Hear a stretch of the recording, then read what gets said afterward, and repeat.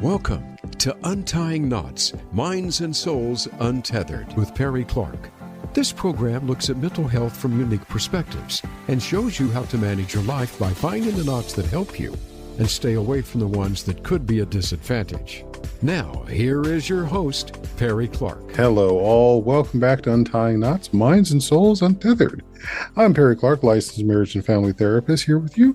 And I want to remind you, as always, this podcast is for education and entertainment purposes. It does not constitute working with a licensed professional. Please seek that out in your area. Now, as you're hearing this, we're going to be wrapping up the month of February, which of course is Black History Month. And if you've tuned in over the last few, now going on third year, you know that for this month, we try to celebrate Black pride, Black history, and just Black excellence.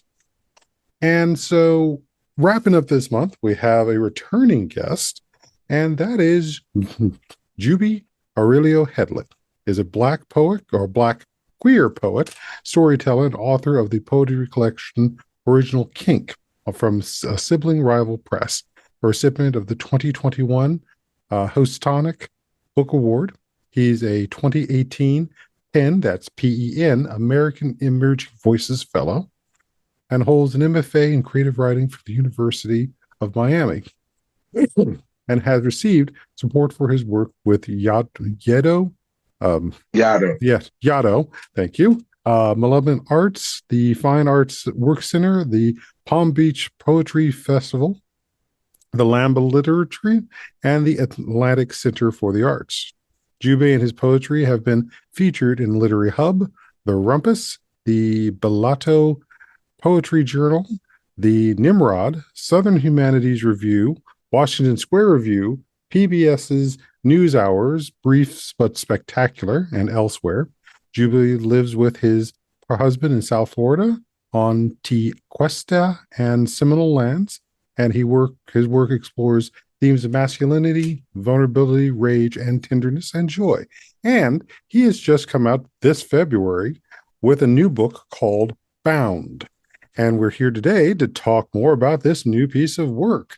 But of course, before we get in that, and if those of you have not heard our previous interview, which came out actually for queer months back in June, I think it was 2021. Wow, time has flown. Yeah. Well, and this is 3 years of doing this going the third year of doing this podcast. Right. Why don't we have a little introduction of how did you get here for those who didn't hear the first one, and hopefully we'll go back and listen to that one. Right. Thank you, Perry, for having me here today. First of all, I was just telling you before this about how busy I am, and we were talking about how busy you are in the world. But one thing I always have time for is conversations about my work, but about life more broadly. So I'm just happy to be here. As for how I started on the path of poetry, it's a bit odd, I think, but there's a million stories, so I'll just tell you mine. I did some writing in college, and I don't think it was bad, and I got some early support or affirmation for the work I did. And that abruptly ended for me personally when I submitted my work for a competitive senior seminar in English that was focused on creative writing. I was not selected for that. And because I suppose I didn't have affirmation outside of college and not that much within college for pursuing a writing career, I chose to believe that my not being selected for that competitive workshop meant that I probably wasn't as good a writer as I had hoped I might be. So I didn't try to write again really for 20 odd years, although I never really let go of the desire. I tamped it down and tried to keep it at bay. But sometime in the early 2010s, I woke up with this desire to write a book about my father. And we didn't have the best relationship. And I think I wanted to work some stuff out through the writing of that. And I tried initially in nonfiction. And it was not bad because I'm not a bad writer in any genre, but it didn't sing. It didn't have the spark I wanted it to have. And I knew that. And somebody I know suggested I take a poetry workshop. And I thought, that's the most ridiculous idea. I don't know anything about poetry. Why would I Mm-hmm. take a poetry workshop? And they kept insisting, kept insisting, kept insisting. And then I said, fine, I will take a poetry workshop because honestly, I didn't have any better ideas. Mm-hmm. I wasn't getting where I wanted to be with nonfiction. And so I took a poetry workshop and fell in love, Mm-hmm.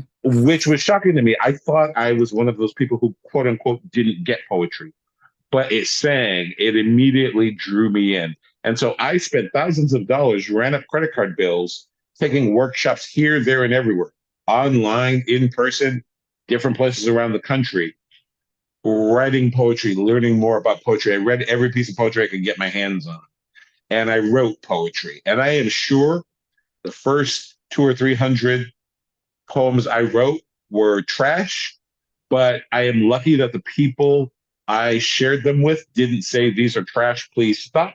They said, this is so wonderful that you found this passion, keep going. And so Mm-hmm. I kept going. And I transitioned, and I think this is something a lot of writers go through. I think when we start writing, what we do is we imitate what we think is good, what we like, what we identify as moving us. And I was able at some point to transition from copying other writers to mimicking their form or their topics, but putting the Jubi stamp on it. A lot Mm-hmm. of my writing is born of me saying, okay, this topic is interesting. How do I make that queer? Or how do I make that black? Or just simply, how do I make that Jubier? So that's kind of my long-winded story of how I came to poetry. And, I'm just blessed to be where I am today. I thought after the first book, if I never write something else, I've accomplished this. And then the second book came and it was stunning to me. I did not expect it at all. So I just feel blessed. So we'll talk about the second book in a second, but what comes to Right. mind, and I think I said this last time, was also how much we're carrying all the wounds from the poetry we got had to read in high Right. school. And even then, was that really good poetry for us to be able to understand Right. what poetry means as opposed to what Right. it could be and what we could be through the use of Right. poetry? Right. I'm lucky. I was exposed to some African American poets from the Black Arts movement, which would have been the Mhm. 60s. Now I went to college in the 80s, so they weren't Mhm. even contemporary then. But when I was in high school, and most of college, quite honestly, because I didn't get taught poets in class that were Black poets. That sort of was the Black student union bringing poets to class. I dealt with that same thing a lot of us deal with, which is that canon of poets that have long been dead or that have very little to do with my experience or that I found out later were actively subverting my experience. Um, Mhm. Wallace Stevens, famous poet, also a famously racist person. Um, Walt Whitman, a queer poet, didn't have a lot to say about Black people in the time he was on Earth, which included the time of slavery. Keats, Yeats, Whitman, E. E. Cummings, Shakespeare before, Mhm. Lord Byron. They're just a whole bunch of dead white men that we were taught were the icons of poetry, were definitive of what poetry should be. So later, when I came across people like Gwendolyn Brooks and Lucille Clifton and Amiri Baraka and later poets even, and I discovered that I can write poetry in a voice that is familiar to me and legitimately call it poetry, it was a stunning thing. I had this experience in workshop, one of the early workshops when I think that was a definitive moment for me where I was talking to another woman who's a friend of mine, actually, still, but we had just met each other and we were in workshop and I was sharing a poem. And she said to me, a young Latinx woman, she said, "What are you trying to do with this poem?" And I said, "Well, I'm writing a poem called America. And I'm trying to sort of do in my America poem what Allen Ginsberg did in his. Now, Allen Ginsberg was a queer poet from the 60s. Sure. Interesting poem that he wrote. But she said to me, why are you writing Allen Ginsberg's poem? What's Jubi's America poem supposed to be? Mm-hmm. And as obvious as that is, it was the first time I really thought, oh, yeah, I should be writing in my voice. What are you doing? I don't need to write for Allen Ginsberg. He's long gone. I need to write for Jubi. And it's one of the valuable lessons I've learned over my writing career is that the more specific you are about your life, the more likely you are to connect with other people. Mm-hmm. Because there are just people out there who are sharing your grief and your heartache and also your joy and your passion. And you don't reach them by trying to write the most generic poem possible. Nobody needs that. What they need is to hear you and connect with the parts of you they can or don't connect. And we have to be okay with that. I'm not writing to everybody. I'm not trying to write to everybody. I'm writing to some hypothetical person who needs to hear from Jubi. Mm-hmm. And they are probably Black. They are probably queer. They might be a woman, but I'm writing to that person. I'm not writing to the world. I'm writing to who needs what I write. So then, who are you writing to with Bound? Well, the other person I write to, other than my hypothetical self, and I'm one of the reasons I'm so busy this semester, but this is a joy, is I'm teaching a graduate poetry workshop in the program where I went at University of Miami, and it's been wonderful so far. But we've been having a conversation because one of their other professors told them they needed to be thinking about audience, and I told them that needed to be clarified, and that when you are in the midst of writing, you should not at all be thinking about audience. Your audience is you. You need to figure out what you need to say for you. And after you write it, you can figure out maybe who it'll resonate with. Mm-hmm. But we're not editing ourselves for an audience. We're writing our truth and hoping, praying, being confident even that truth will connect with somebody. So I really feel like when I write, I'm writing towards Black queer folks. And sometimes more enlightened queer folks can be a part of that. Sometimes more enlightened Black folks who aren't queer can be a part of that. But I very specifically know that I'm writing to Black queer folks most of the time.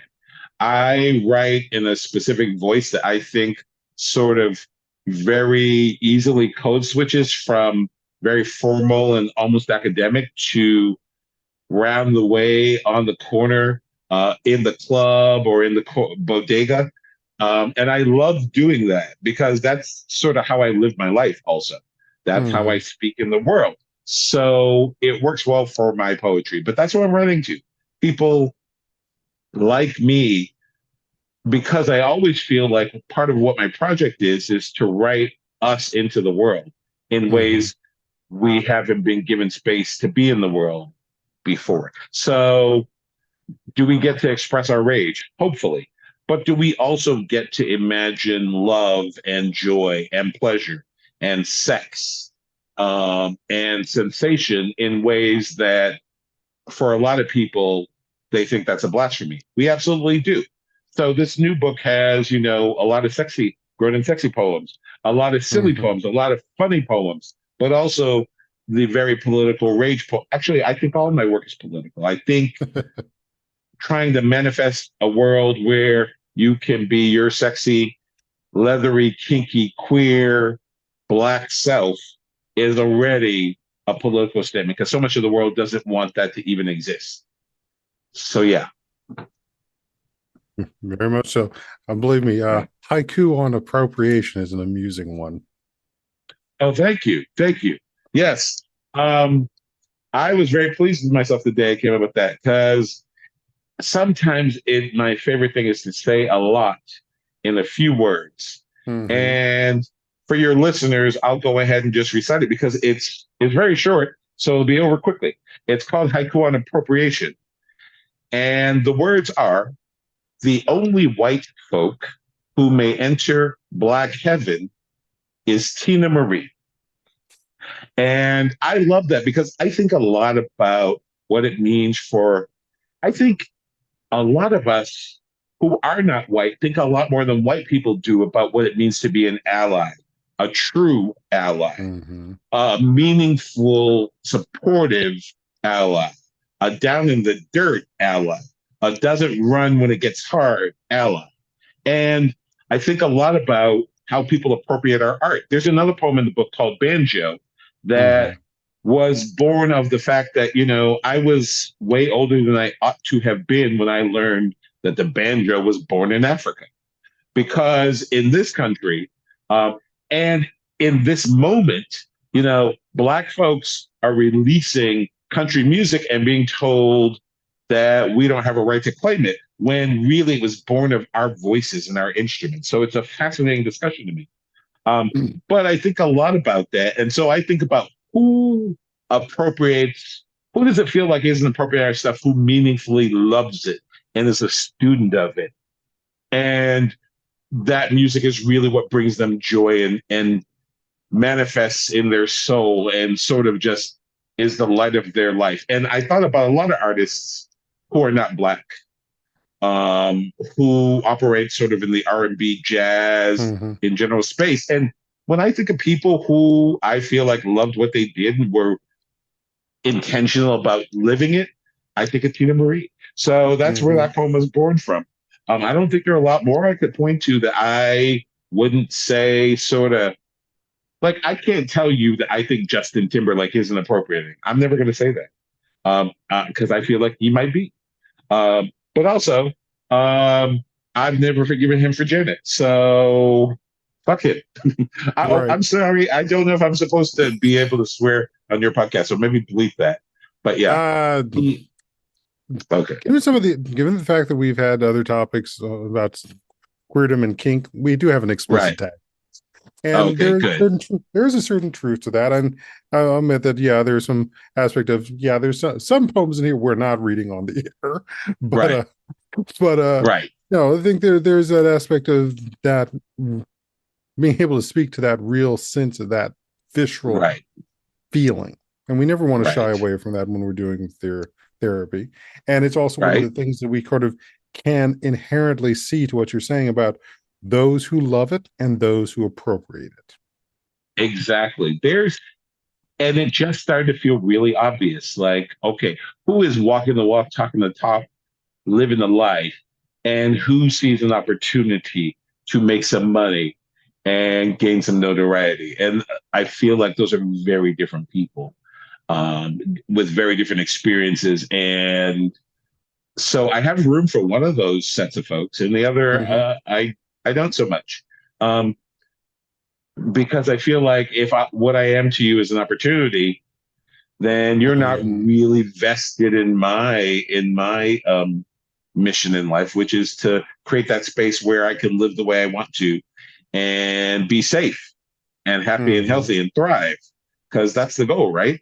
So maybe I've been writing a lot of nonfiction recently, and I'm not ready to share that yet, but it's been illuminating in a way I didn't expect it to be. And one of the things that came up, and I will come back when that book's out, God willing, and talk to you about this. But one of the things that just started coming up for me in this way specifically is I've been thinking a lot about how much, and this is not new, it's not brilliant, other people said it, but I've been thinking personally about how much Black bodies are under surveillance and how much my body is under surveillance. But more than that, how much throughout life I have literally contorted myself to make other people comfortable. One of the poems in my first book, it was born of an experience where I was walking down the street, and behind me, I just heard like sirens and then the whoosh of a police car doing like 90 miles per hour passing me because, they were on their way to make a caller. Who knows what kind of caller? Hopefully nobody was hurt. But I literally stopped and stiffened when that car passed. I just stood still for like 5 seconds and then it was gone and I kept going. There was a white woman, though, maybe 50 feet in front of me who was on the phone, who was unaffected. She just kept walking. And maybe the most that happened to her was the siren drowned her out and she was annoyed. But literally her movement, she didn't lose a step. She didn't falter. She didn't jump. And So I've been thinking a lot about the ways in which Black folks, maybe queer folks too, probably Mm-hmm. especially trans and disabled folks, a lot of folks who live in the world who are not white, who are not cisgender, who are not heterosexual, have to sort of limit themselves literally physically so that they don't take up too much space, so that they lean out of the way when other people are passing, because to be in the way is a problem, Mm-hmm. if that makes any sense. Mm-hmm. Mm-hmm. I think it Yeah, resonates for a lot of people. Not right, that some wouldn't actually want us to sit and discuss it. And right, it also, again, it comes back to the difference between those who appropriate and those who actually love us. right, exactly, exactly. That is very true.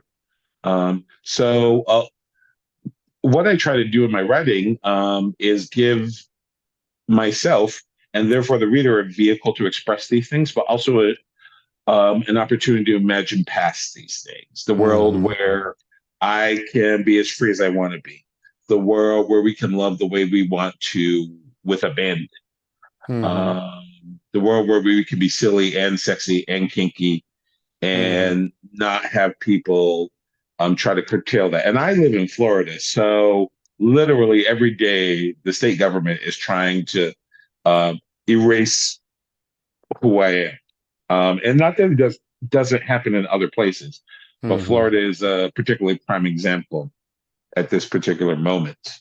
Mm-hmm. So yeah, working against that constant. Well, especially since, and again, not to get, there is a certain degree of politicalness into it, that they're trying Right, to wipe away multiple parts of our intersectional identity.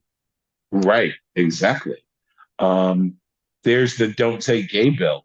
There is the eradication of critical race theory that has gone farther in eradicating critical race theory because, first of all, I am a proponent of critical race theory, but that's not all of Black history. But Mm-hmm. even allowing space for Black history as we understand it, we've got presidential candidates who cannot articulate, will not articulate that the Civil War was about slavery. They are Mm-hmm. literally rewriting history in ways that erase our struggles. Mm-hmm. Um, and like you said, intersectionally, whether that's across gender or sexuality or ethnicity, they're trying to write a story that sanitizes all the trauma that they inflicted upon us. But at the same time, makes it so that we either assimilate or disappear. Mm-hmm. It's fascinating. It's fascinating to watch. I used to be angrier about it than I am, but now I kind of feel, and maybe it's the writing part. Maybe the writing part gives me the outside seat. Now I kind of just feel like I'm an observer, almost as if I'm a sociologist, just watching the dynamics play out and trying to identify them and point them out to people. That I do that through poetry. Other people do it through other mechanisms, but it really feels like right this second. And historically, this has been important, but I'm having a different understanding of how important it is to use art as a vehicle. Because when they're erasing history, where else are we going to document it? We're going to document it in our writing and on film, and maybe even in our dance and our visual art, because that's what art can do. It can preserve the stories that otherwise would be not only missed, but maybe literally erased, intentionally erased. That's what we're fighting against all the time. Which brings me to immediately to one of the poems you wrote for Bound, which is Ways to Spot an Invasive Species. Well, that was a fun one for me. Um, yeah, if I were more prepared, would literally have the book in front of me. It's not far away. Um, if you want me to read it, I could read it, but I can also just talk about it, whichever you think makes more Or sense. I'll read it and we can talk about it. And then after that, we'll take a break. How's that sound? Sure, that sounds All wonderful. right. I love it when people read my poems, so thank you. All right. So, ways to spot an invasive species. Challenge it to a word association game. Say goat, and if it counters with cheese, instead of curry, you might have an overgrowth. Say banana or bay, write quick and wait for leaf or silence to follow. Say ferment, and if it first thought is not kimchi or pig's feet, but craft beer, make sure you pull that peckish weed out by its root. Ask where you can get the best local roti, mufang empanadas. If you don't know the answer yourself, might be you who's out of the place. It must be said, though, these weeds grow from seeds that float on the winds of the whisper campaigns. They'll do what they must to resist being pulled. So try never to munch on your chicharrones while bird watching in a park. Wash the curry stains from your fingers before you fall asleep around an ivy. Don't ferment anything within 200 clicks of a pistol.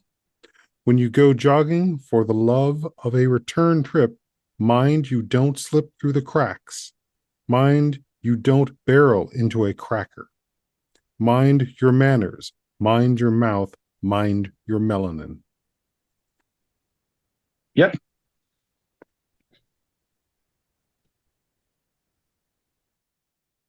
So I wrote that poem.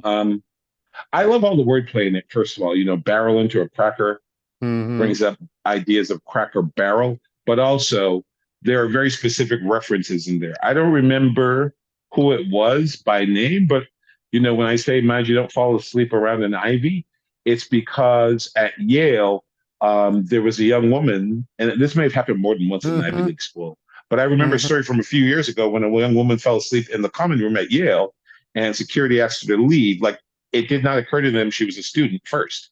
But the mind you don't barrel into a cracker is about a Arbery. Literally having, running into, figuratively speaking, those crackers who then murdered him. And who were surveilling him. And who were surveilling him. We are under surveillance so constantly. I mean, I think back to the first person who registers with me in this way. And it's Trayvon, which happened not too far from where I'm sitting right now in Southern Florida. Literally, some random, mediocre, racist white person thought that they had a right to surveil him. And so they did, and perceived he was a threat and therefore murdered him.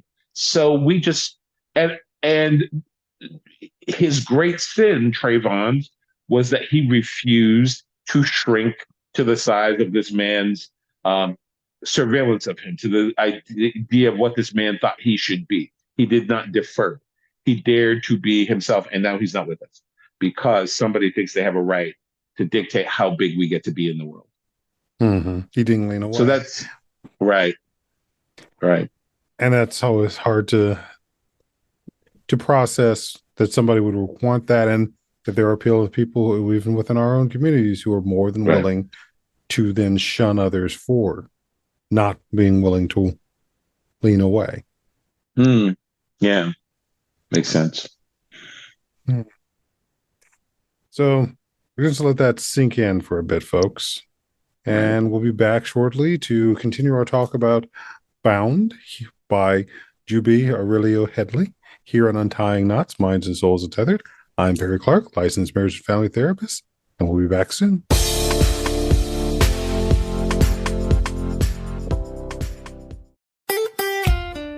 Follow Voice America at facebook.com/Voice America for juicy updates from your favorite radio shows and podcasts. Our lives and the world around us can get messy and frustrating. Untangle and Grow Counseling's focus is to untangle that mess and make sense of it so you have a good foundation to build and grow from. Visit us on the web at untangleandgrowcounseling.com. Perry Clark offers individual psychotherapy, couples and family therapy, and adolescence therapy from a variety of coping materials and resources. Visit untangleandgrowcounseling.com for more information. Tune into the Voice America Variety channel on the Voice America Talk Radio Network. Voice America Variety broadcasts a diverse array of topics reaching a global community. Our experts come from all walks of life, and the topics they discuss are everything from current events, arts and entertainment, leadership, parenting, relationships, self-improvement, career advice, and a variety of other topics. Check us out today. You're sure to find something of interest. Voice America Variety. Talk on today's hot topics. We're on Facebook, along with some of the greatest minds of the world, and that includes you. Visit us on Facebook at Voice America Empowerment.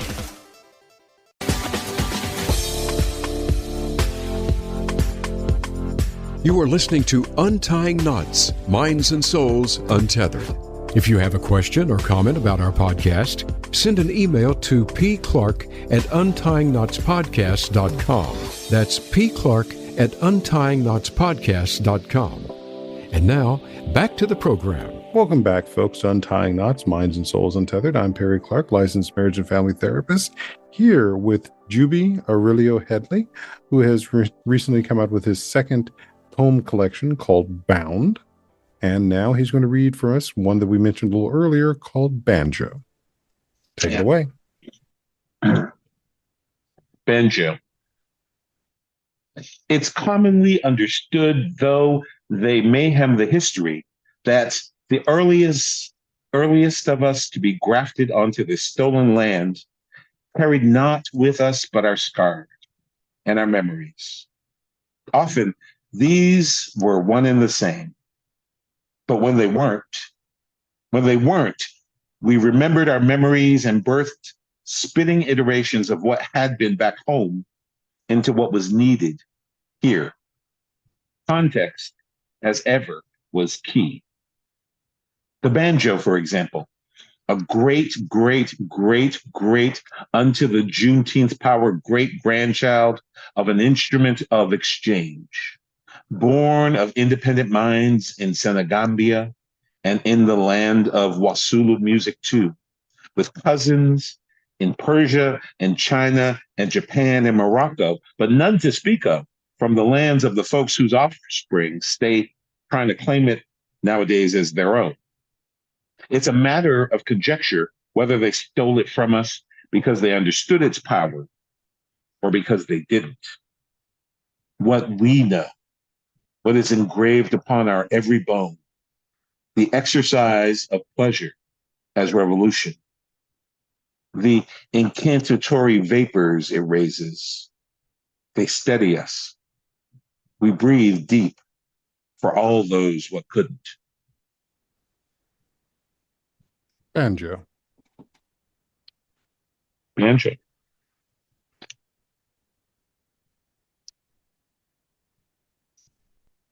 Such a piece.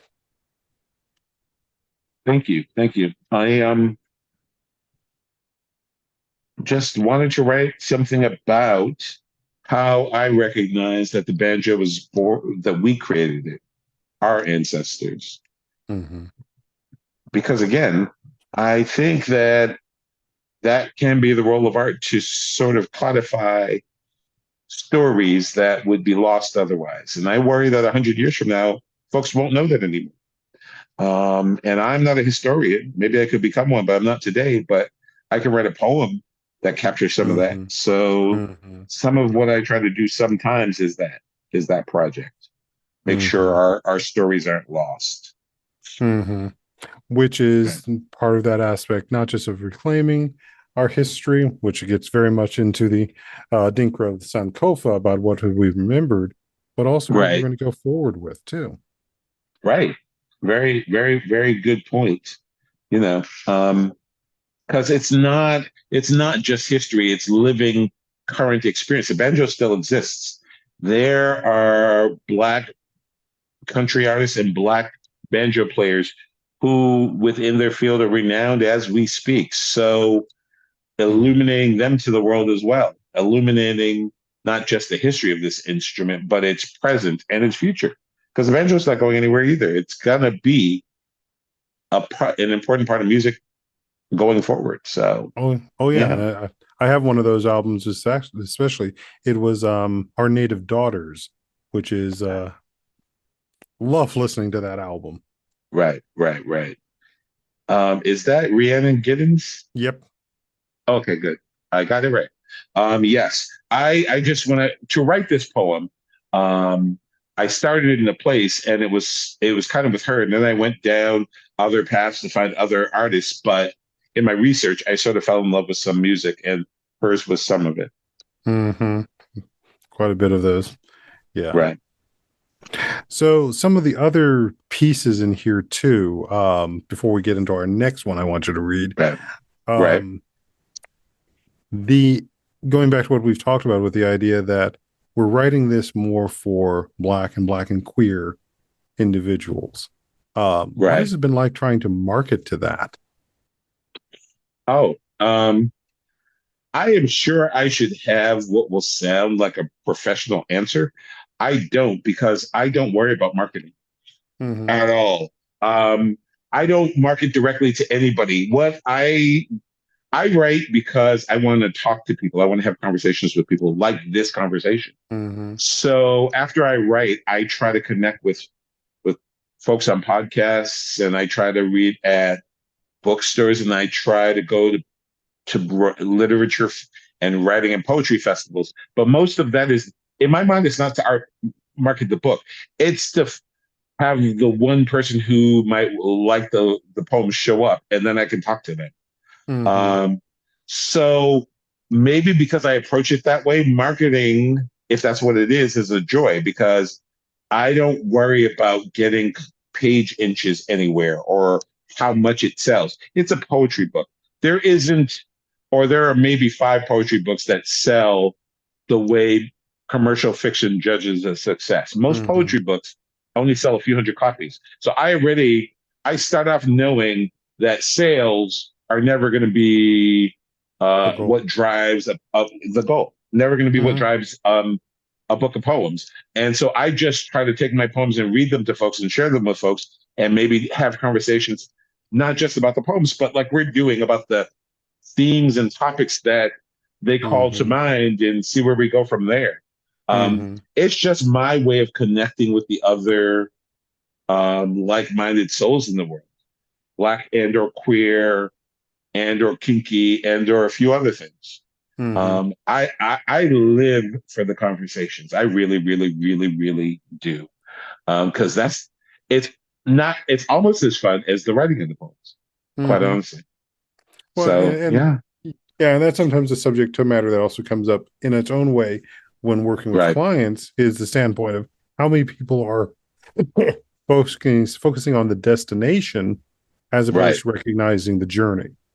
Right. Exactly. And so much of what I'm also hearing you talk about is there's so much about where you're also enjoying the journey, and you're enjoying the journey with who you're talking with. Right. I'm not sure what a poetry destination should be. So it's all about the journey to me. I used to have a big problem writing poetry where I needed to tie up the ending, but that is not the project of poetry at all, to give you a neat and tidy ending. I just need to let the poem end where the poem needs to end. And it's made it it's really enriched the way I write poetry, to know that my goal isn't to give you resolution. I'm not trying to give you resolution. I may be, if anything, trying to get you to reflect on a moment or an experience and see how that resonates for you or doesn't. So that's what I'm always trying to do. So those conversations are the parts that are exciting for me. Beautiful. So why don't we go on to our next little poem, which for those of you who have seen this first movie, which I believe Dr. Mercedes and I did have a conversation on. Right. Let's go to Wakanda. Right. And this poem is called Njidaka's Appeal, and I remember that scene in Black Panther where he walks in, and I think it's the white CIA agent who says it's Killmonger, and he turns and he says, "That's not my name." Because in that movie, they don't actually say his name. Again, I had to go do research to the original comic series to figure out what his real name was. And I just found that a fascinating concept. I mean, it's something we talk about in the Black community specifically all the time. You don't call somebody out their name. That means a very specific thing. That means a thing that could get your ass beat after school or on the corner. You do not call people out their name. And especially if you're a man calling a woman out their name. But either way, that's how I thought of it. And I thought also that there are ways in which, and this is what Hollywood needs to do sometimes, ways in which Njideka is the villain of the film story. But in terms of what a project of Black liberation might look like, he's not really a villain. He's really the person who cares about liberation in ways that other people were blind to. So I wanted to humanize him a bit and highlight his struggle, which is kind of the approach I took with this poem. So I'll read it, I guess, and share it with you. It's called Njideka's Appeal. Hey, Auntie, can you spare me a homeland? The one I left didn't gift me my mother's name. Every word I'm fighting for, my native tongue, my immortal. Hey, Auntie, let us carve me a tongue to lick these wounds scriptured on my skin. They sting, they linger, they read as abscess or absence. I never learned the difference. Hey, Auntie, maybe you could fix your face to love me. I know I spit chaos, but if you cut out my tongue, I will write you a psalm, a shadow, a love song. Hey, Auntie, why do men metaphor mothers into countries, into tongues? I wouldn't know. I've never had a country. I mean, a mother. I mean, a home. I mean, a tongue.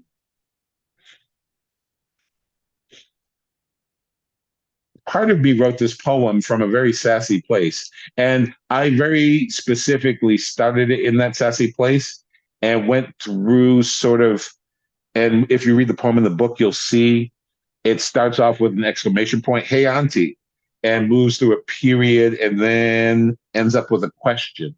It's kind of Njideka humbling himself to maybe try to connect with family that, if you remember his role in the movie and you remember the role of his family, he was not welcome to be a part of, and that he was hidden from for decades, obviously. But that line in the movie where he shows up in Wakanda and turns to Angela Bassett's character and says, hey, Auntie, is to me one of the gayest things that has ever happened on screen. And I am just convinced there is somebody involved in Wakanda building of that movie that was like just the draggiest person in the history of like drag and balls and Vogue and the 90s and 80s before it. Because Hey Auntie is just the gayest line. And so I had to start there. But then it became a rumination or almost just a yearning, a request, not quite a begging, but him reaching to ask somebody to open themselves to the possibility that he might not be the villain they saw him as. And I don't know if they do. That's not the point of the poem. The point of the poem is to remind folks he is a human with some human yearnings. And that he is not, no matter how much you might want him to be, and no matter how much the movie at least might paint him to be, he is not the literal villain that you're used to trying to paint. So you got to think more expansively about who he is in that world or in the world. Which is, and even if we're not looking at the idea of villain, it's like, what do we paint for ourselves as people living in this time, surviving in this world? needing the connection, not just with our own people, but with the world itself. Right. I also think his story is the story of us in so many ways. I think to George Floyd, and I think to how frustrating it is as Black folks for us to have to hear things like what you're saying would be more compelling if they weren't rioting.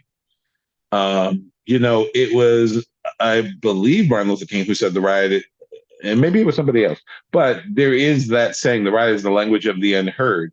Mm-hmm. People don't seem to get that, they understand their violence. They don't understand our violence that doesn't even approximate their violence.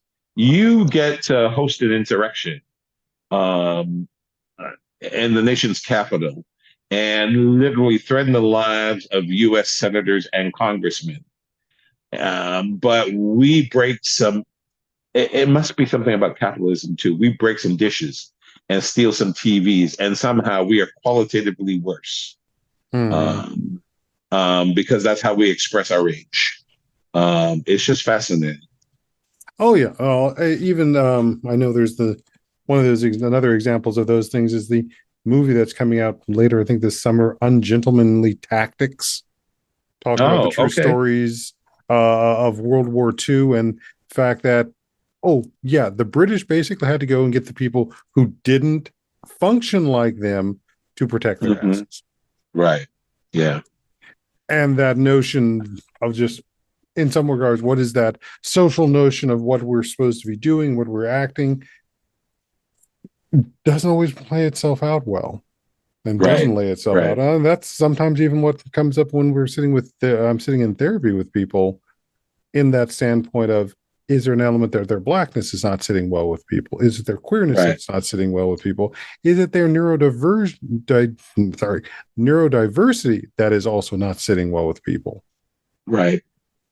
Yeah. And how do we go through that exclamation to that period to that question? Right. Exactly. Right.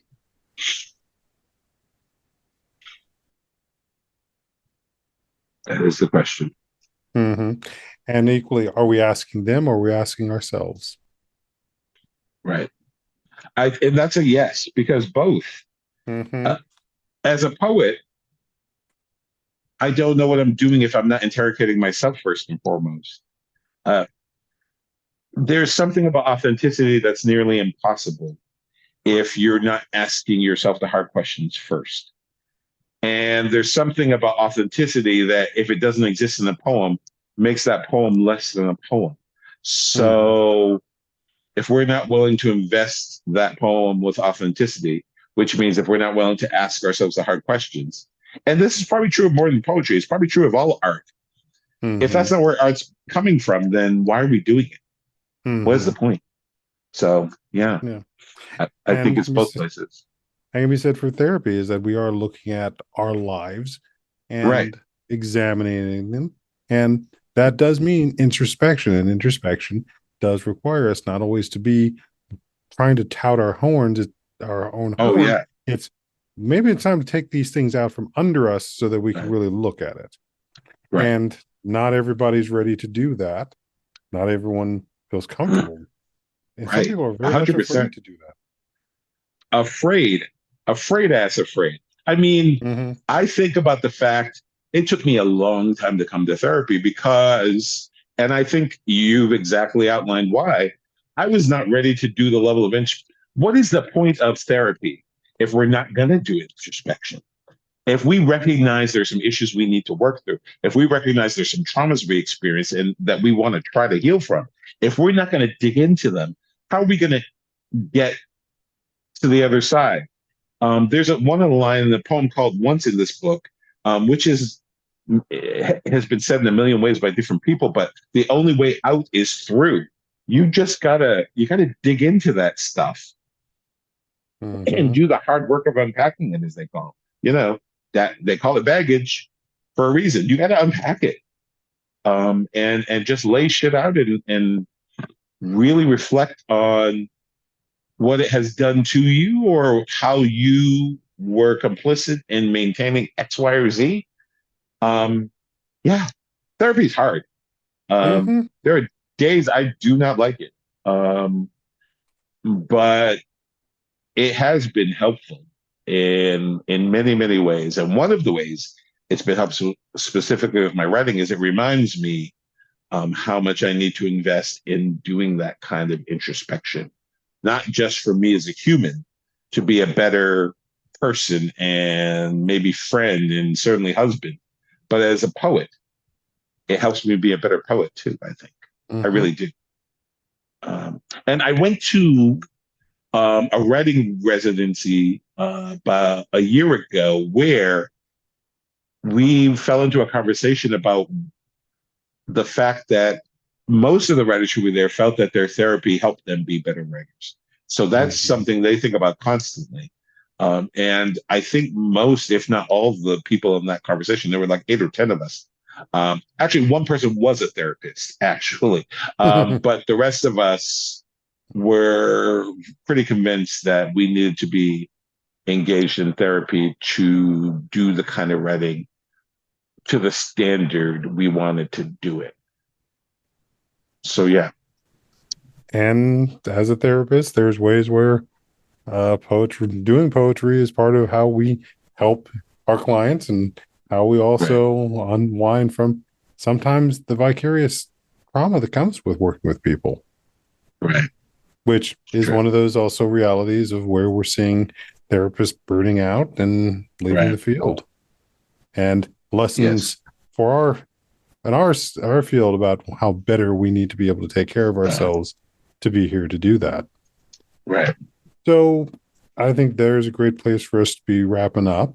I have one poem that I've picked out that we're going to read, and we'll as our closing. Before we do that, where can people find you to find more of the book, or have those occasions for you guys to sit and have conversations with them? Right. I have a website, and it's pretty easy. It's www.justjubi.com. And that's the word just followed by my name, Jubi, justjubi.com. And you can contact me through my website and learn more about where I'm going and what I'm doing and what I'm writing. All righty. Beautiful. And so we'll close with Jack. Oh, that's interesting. Oh? Yes. Well, Jack was an exercise. One of the things, and I don't know how this relates to therapy. Maybe we'll get to this in the last minutes, or maybe you'll think about it and tell me later. But one of the things that sometimes helps poetry is the idea of constraint, putting limitations on how you read it and discuss it. So this is a rhyming sonnet that somehow just seemed to fit this particular story. So I don't think it would work as well if it didn't have the constraints of needing to be a sonnet with a certain amount of syllables per line, etc. Gotcha. Well, from the mechanics side of it, yeah. But from the visuals, from the story that's told here, I think it's a very good one. Oh, well, thank you. All right. Jack. Well, then I will read y'all Jack. Please do. And read us out. Okay. The summer I turned 11, they banished me to die with Granny. She, who'd lost 6 kids before Dad, was bent on saving or saging or scaring me square. So she summoned the obeah man to read my cards for 2 bottles of Jack, a blunt, and $20 US. He drank the first bottle right then. His jaw got black, but that didn't slow his slick. The long con had bled Granny before, not with a knife, but with hope. I caught the Jack of Spades on the flop. For her, that was it. He'd blessed my life. Granny's thin lips turned to let go of that grim, but I know a hijack when I see him. So let folks ponder on that and its message within. Until we can meet again for your next book. Thank you. I will give you a ring when that comes out. Oh, definitely. I'll be looking forward and happy to have another conversation with you if we don't see each other before then. Right. All righty, folks. Well, this has been Untying Knots, Minds and Souls Untethered. And this concludes our multiple episodes for February for Black History, Black Excellence, Black Pride Month.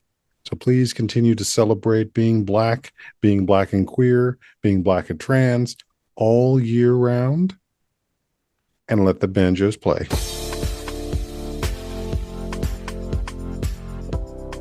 Thank you for tuning in for Untying Knots, Minds and Souls Untethered. Be sure to join your host, Perry Clark, for another episode on the podcast coming soon on the Voice America Empowerment Channel.